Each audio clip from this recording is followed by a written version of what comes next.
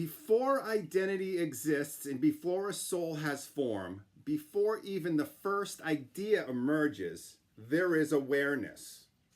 Awareness is the foundational substrate of reality, the unbounded, infinite capacity to perceive, to know, and to recognize. It is not aware of things in the way we typically think of awareness. It is aware of itself in a state so pure and uncolored that it precedes definition. Awareness in its most primordial sense is undifferentiated, unmeasured, and infinite. To understand the genesis of identity, we must first understand awareness in its purest form. Pure awareness is not tied to time, space, or causality. It does not yet have preferences, desires, or fears. It simply is.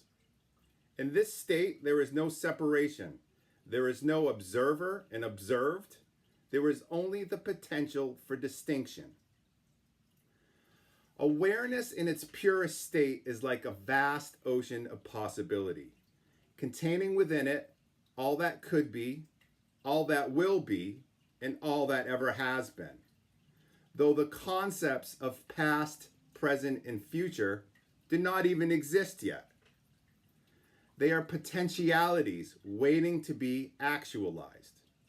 Within this infinite awareness, the first stirrings of an idea can emerge. This is not a thought in the conventional sense, nor is it yet a conscious decision. An idea in this context is a nascent spark of differentiation. It is a subtle movement within the ocean of awareness, a shift in energy and a potential waveform that begins to distinguish itself from the undifferentiated whole. Alongside the idea, there is a frequency. The idea is not just a concept. It carries with it a vibrational signature, a resonance unique to its nature. This frequency is the first form of direction within awareness, a precursor to the point of focus that will eventually become the soul.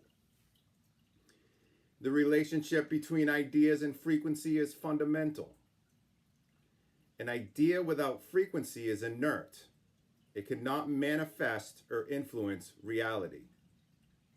A frequency without an idea lacks intention. It is pure energy, directionless and unexpressed. Together, the idea and the frequency begin to form the blueprint for individual expression. They set the stage for attention to coalesce, for a focal point to emerge from the boundless awareness.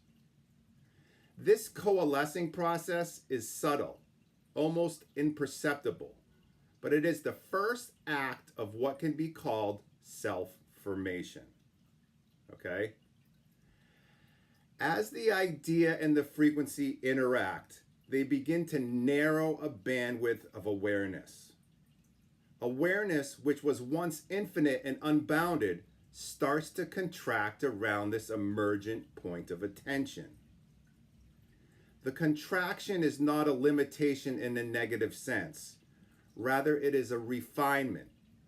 It is the process of defining a space within the infinite where energy, intention, and focus can interact coherently. This contraction creates a point of attention that has a self-referential quality. It begins to recognize itself as distinct from the surrounding awareness, though it is still inherently connected to the whole. This point of attention, when it stabilizes, is what we call the soul. The soul is not merely a mystical concept. It is the first coherent expression of individuality within awareness. It is the crystallization of idea and frequency into a focal point capable of self-reflection and intentionality. The soul carries with its unique vibrational signature, which governs the way it interacts with reality. This signature is the frequency of the soul, the consistent energetic pattern that informs thoughts, tendencies, and inclinations. Okay?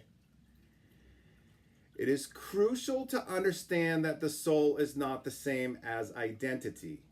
Identity is a construct that emerges later through experience, memory, and interpretation. The soul is the raw substrate from which identity can arise. It is the pure potential expressed in a coherent, self-referential form. The soul has ideas. It knows what it resonates with and what it does not. It has frequency. It vibrates, it moves, it radiates. This vibration produces thoughts. Thoughts, in turn, are mechanisms through which the soul interacts with reality. They are not random. They are guided by the resonance of the soul itself. At this stage, the soul begins to generate experience. Experience is the raw material through which consciousness learns and evolves. But before we explore experience in depth, it's important to note that the soul's interaction with reality is inherently selective. Its frequency determines the type of experience it attracts, the aspects of awareness it engages with, and the patterns it begins to form. In this way, the soul's frequency is like a lens. It filters infinite possibilities into a coherent stream of events and perceptions that the soul can process. Experience is always dual in nature. It is contrasts. It presents limitation. It creates boundaries, both real and perceived, through which consciousness can navigate and learn. Without contrast, there is no discernment. Without limitation, there is no growth.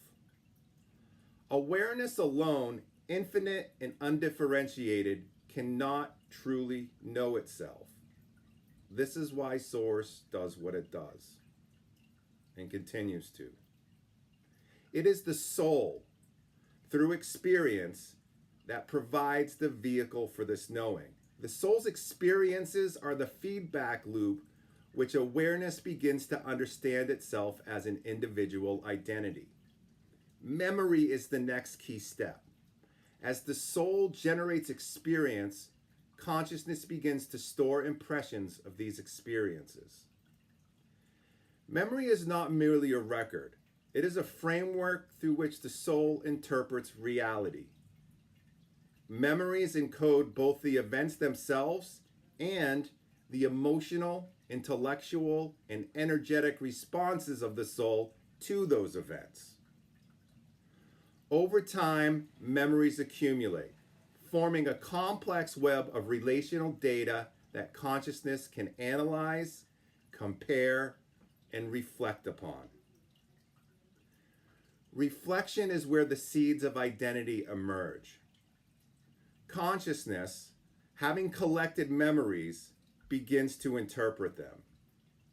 It asks consciously or unconsciously, who am I in relation to this? What does this mean about me? How do I behave, think, and feel based on this experience?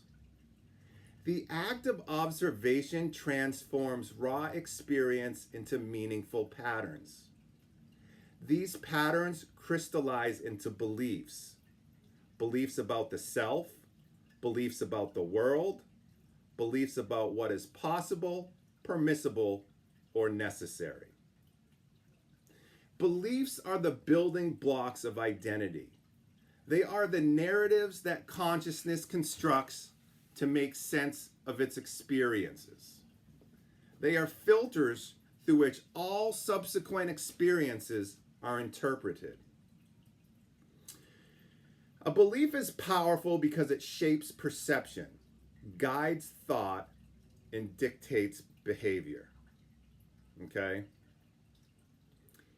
Even a single belief can ripple through the structure of consciousness, altering the trajectory of identity formation.